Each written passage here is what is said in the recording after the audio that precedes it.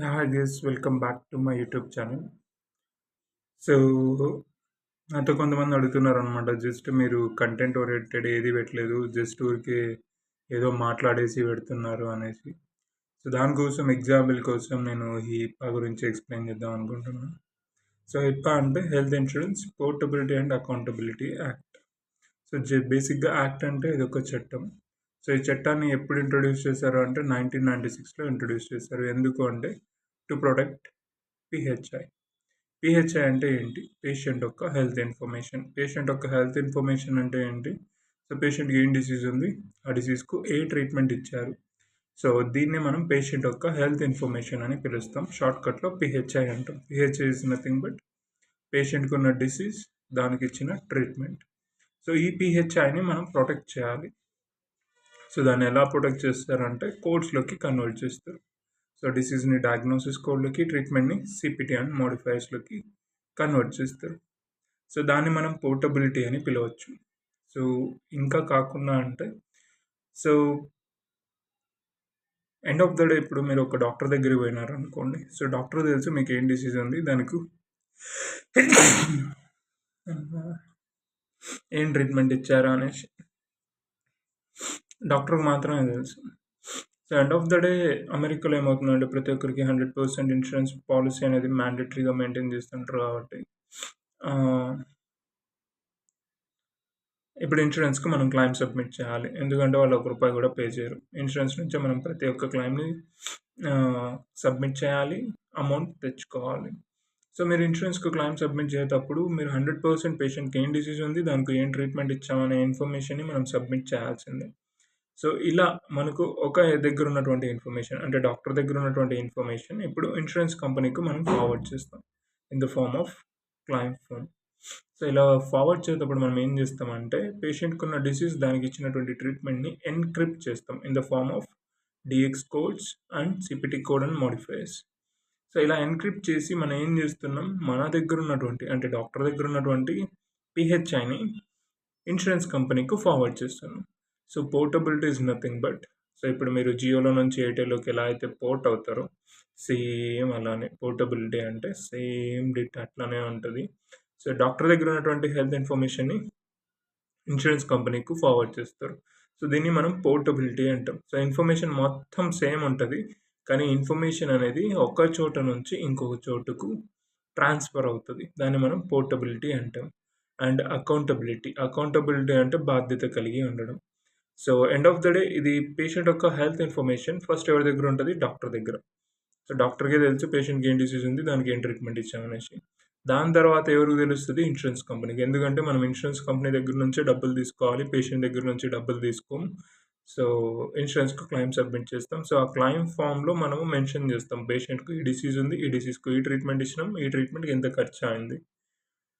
So, accountability అంటే patient యొక్క health information doctor దగ్గర ఉంది. ఇప్పుడు ఇన్సూరెన్స్ కంపెనీ దగ్గర కూడా ఉంది. సో, ఇద్దరు 100% బాధ్యత కలిగి ఉండాలి. దేనికి? To protect PHI. So, patient యొక్క హెల్త్ ఇన్ఫర్మేషన్‌ని ప్రొటెక్ట్ చేయడానికి డాక్టరు, అలాగే ఇన్సూరెన్స్ కంపెనీ ఇద్దరు బాధ్యత కలిగి ఉండాలి. ఒకవేళ ఇప్పుడు డాక్టర్ పేషెంట్ యొక్క హెల్త్ ఇన్ఫర్మేషన్‌ని లీక్ చేశాడు అనుకోండి. ఫర్ ఎగ్జాంపుల్ లీక్ చేశాడనుకోండి డాక్టర్ ఒక లైసెన్స్‌ని క్యాన్సిల్ చేస్తారు. అతన్ని జైల్‌లో పెడతారు. లేదంటే కొన్ని బిలియన్స్‌లో ఫైన్ ఏస్తారు. అదే ఇన్సూరెన్స్ కంపెనీ పేషెంట్ యొక్క హెల్త్ ఇన్ఫర్మేషన్ లీక్ అయింది అనుకోండి. అక్కడి నుంచి లీక్ అయితే ఇన్సూరెన్స్ కంపెనీ ద్వారా. సో, ఇప్పుడు ఇన్సూరెన్స్ కంపెనీకు లైసెన్స్ మొత్తం క్యాన్సిల్ చేస్తారు. ఇన్సూరెన్స్ కంపెనీని మూసేవిస్తారు. అలాగే కొన్ని కోట్లలో అంటే బిలియన్స్, మిలియన్ గూడా గాదు. బిలియన్స్‌లో ఫైన్ ఏస్తారు. బిలియన్స్‌లో ఫైన్ ఏసి దాన్ని 3 నెలల్లో కట్టాలంటారు. డాక్టర్‌కైనా, ఇన్సూరెన్స్‌కైనా. కట్టలేదనుకోండి జైల్‌లో పెట్టేస్తారు. తక్కువ అన్నా 15 ఏండ్లు జైల్‌లో ఉంటారు. మాక్సిమం అంటే 30 ఏండ్ల పైన వరకు పెడతారు. సో, ఇలా జైల్‌లో పెట్టేస్తారు. So, end of the day పేషెంట్‌కి గాని నా యొక్క హెల్త్ ఇన్ఫర్మేషన్ లీక్ అయింది అని తెలిసిందా, అతను ఈ హిప్పా చట్టాన్ని బేస్ చేసుకొని కోర్ట్‌లో కేసేస్తే సో, వీళ్ళు ఒక ఎంక్వైరీ కండక్ట్ చేస్తారు. ఎంక్వైరీలో నిజంగానే పేషెంట్ యొక్క హెల్త్ ఇన్ఫర్మేషన్ లీక్ అయింది అంటే సో, ఇందాక మాట్లాడుకున్నట్టు లైసెన్స్ క్యాన్సిల్ చేయడం, ఫైన్ ఎయడం, ఫైన్ కట్టకపోతే జైల్‌లో పెట్టడం ఇలాంటివి జరుగుతాయి. సో, ఎప్పుడైతే ఈ 1996లో హిప్పాని తీసుకొచ్చినారో దాని తర్వాత నుంచి అసలు పేషెంట్ యొక్క హెల్త్ ఇన్ఫర్మేషన్‌లో లీకేజ్ అనేది లేదనమాట. End of the day me information, నా ఇన్ఫర్మేషన్ లేకపోతే అమెరికాలో ఒక కామన్ యూఎస్ సిటిజన్ యొక్క ఇన్ఫర్మేషన్ లీక్ అయితే అదేం పెద్దగా స్ప్రెడ్ అవ్వదు. ఎంత దూరం స్ప్రెడ్ అవుతుందంటే రిలేటివ్స్ వరకు స్ప్రెడ్ అవుతది. అదే పెద్ద పెద్ద సెలబ్రిటీస్ యొక్క హెల్త్ ఇన్ఫర్మేషన్ లీక్ అయిందనుకోండి, అది ఎక్కడికి కొడతది చెప్పండి? గ్లోబ్ మొత్తం కొడతది. ప్రపంచం మొత్తం తెలిసిపోతది. అలాంటివన్నీ జరగకూడదు అనేసి హిప్పా అనే చట్టాన్ని తీసుకొచ్చారు. హిప్పా అంటే health insurance portability and accountability act. ఎప్పుడు తీసుకొచ్చారు అంటే 1996. ఎందుకు తీసుకొచ్చారంటే టు ప్రొటెక్ట్ పీహెచ్ఐ. పీహెచ్ఐ అంటే పేషెంట్ హెల్త్ ఇన్ఫర్మేషన్. మరి పేషెంట్ హెల్త్ ఇన్ఫర్మేషన్ అంటే పేషెంట్‌కి ఏం డిసీజ్ ఉంది, దానికి ఏం ట్రీట్మెంట్ ఇచ్చారు. దీన్ని ఎక్స్‌ప్లెయిన్ చేసేదే హిప్పా. హిప్పా అనేది బేసిక్‌గా ఇదొక చట్టం. ఈ చట్టం మీద ఎవరికి హక్కు ఉంటదంటే, ఈ చట్టం మీద హక్కు ఉన్నది ఓన్లీ ఫర్ పేషెంట్ లేదా యూఎస్ సిటిజన్. డాక్టర్‌కు హక్కు లేదు. ఇన్స్యూరెన్స్ కంపెనీకి హక్కు లేదు. ఎప్పుడైనా పేషెంట్‌కు తన యొక్క హెల్త్ ఇన్ఫర్మేషన్ లీక్ అయింది అనిపిస్తే ఈ చట్టాన్ని బేస్ చేసుకొని కోర్ట్‌లో ఫైల్ చేసి నిజంగానే గిల్ట్ ప్రూవ్ అయితే అయిపోయింది. అది ఇన్స్యూరెన్స్ కంపెనీ కావచ్చు, లేకపోతే మన డాక్టరే కావచ్చు, మన ప్రొవైడరే కావచ్చు. అలాగైతే అయిపోయింది అంతే. ఇలా ప్రతి ఒక్క టాపిక్‌ని నేను మినిమమ్ 2 మినిట్స్ నుంచి మాక్సిమం 3-4 మినిట్స్ వరకు చాలా నీట్‌గా, డెప్త్‌గా ఎక్స్‌ప్లెయిన్ చేస్తూ ఉంటా. హిప్పా మీరు వెంటనే మీకు అర్థమైపోయి ఉంటది. హెల్త్ ఇన్స్యూరెన్స్ పోర్టబిలిటీ అంటే ఏంటి అనే ఐడియా వస్తది. అకౌంటబిలిటీ అంటే ఏంటి అనే ఐడియా వస్తది. ఇలా ప్రతి ఒక్క చిన్న టాపిక్, ప్రతి ఒక్క చిన్న పదాన్ని నిదానంగా, నీట్‌గా తవ్వుకుంటూ అర్థమయ్యేంత వరకు మళ్ళీ చెప్పుకొని మీకు ఈ ఎగ్జాంపుల్ అర్థం కాలేదంటే ఇంకో ఎగ్జాంపుల్ ఇలా ప్రాపర్‌గా ఎగ్జాంపుల్స్ ఇచ్చుకుంటూ ఇలా నేర్చుకుంటాం. ఎండ్ ఆఫ్ ద డే నేను ఏమైతే తెలుగులో చెప్తానో మీరు 100% తెలుగులో దాన్ని రెప్లికేట్ చేయగలుగుతారు. But end of the day నాకు కావాల్సింది మీరు ఇంగ్లీష్‌లో చెప్పడం. నేను తెలుగులో చెప్పిస్తాను. మీరు దాన్ని అర్థం చేసుకొని ఇంగ్లీష్‌లో యాడ్ చేస్తే ఎండ్ ఆఫ్ ద డే అదేమవుతదంటే రేపొద్దున్నే మీకు కెరియర్ కోసం మీరు ఈ ఆప్షన్‌ని చూజ్ చేసుకున్నప్పుడు ఏఆర్ లేదా పేమెంట్ పోస్టింగ్ చార్జ్ ఎంట్రీ ఇలాంటివి చూసుకున్నప్పుడు 100% హెల్ప్ అవుతది. ఒకటి కాదు, 2 కాదు 100%. అలాగే నేను ఇచ్చేది ఎలా ఉంటదంటే each and every topic complete medical బిల్లింగ్‌లో ఏ టాపిక్స్ అయితే ఉంటాయో నేను 99% చెప్పగలను. ప్రతి ఒక్క టాపిక్కు తగులుతది. అండ్ దెన్ నేను ఇచ్చేది only for physician billing. Hospital బిల్లింగ్‌కి అయితే ట్రైనింగ్ ఇవ్వట్లేదు. ఎవరన్నా కావాలి అనుకుంటే స్పెసిఫిక్‌గా మెన్షన్ చేస్తే హాస్పిటల్ బిల్లింగ్ కూడా నేను క్లాసెస్ చెప్తా. ఎందుకు హాస్పిటల్ బిల్లింగ్ చెప్పట్లేదు అంటే అది చాలా టైం పడతది. హాస్పిటల్ బిల్లింగ్ ఎక్స్‌ప్లెయిన్ చేయడానికి.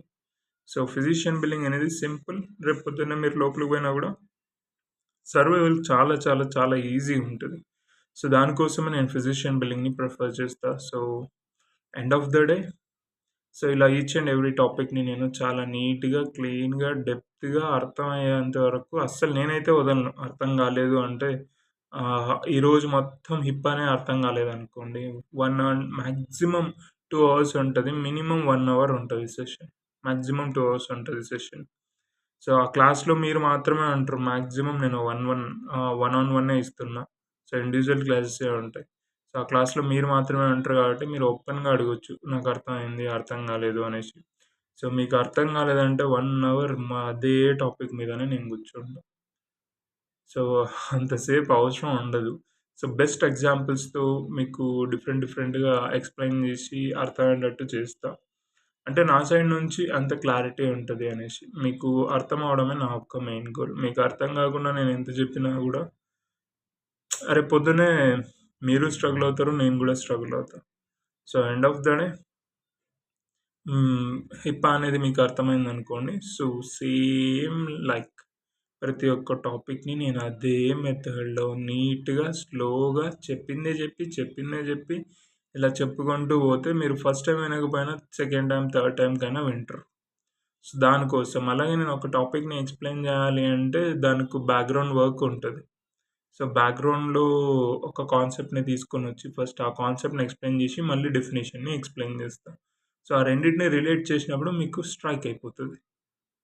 బట్ నేను ఫేస్ చేస్తున్న ప్రాబ్లమ్ ఏంటంటే నేనేం జెప్పింటానో అది మాత్రం మీరు గుర్తుపెట్టుకుంటారు. బట్ నేర్చుకోవాల్సింది నేర్చుకోరు. అంటే ఇప్పుడు హిప్పా అంటే ఏంటి అంటే అకౌంటబిలిటీ యాక్ట్ వరకు చెప్తారు. ఎందుకు అంటే అక్కడ ఆగిపోతారు.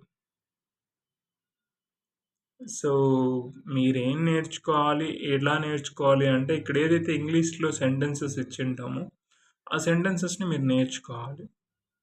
తెలుగులో చెప్పింది అర్థమైంది కదా! ఇంగ్లీష్‌లో బట్టి కొట్టడం.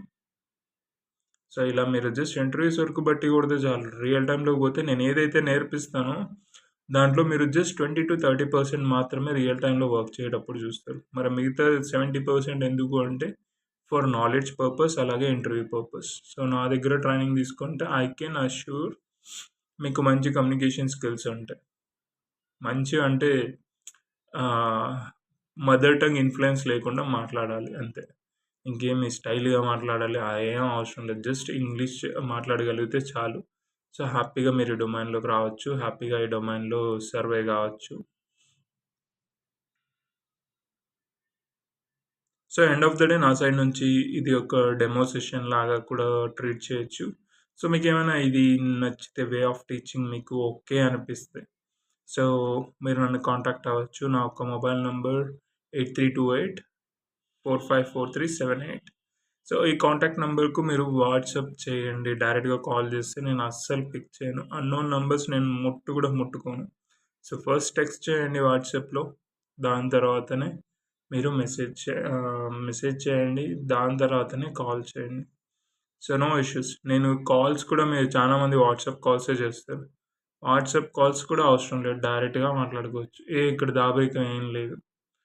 So, thank you.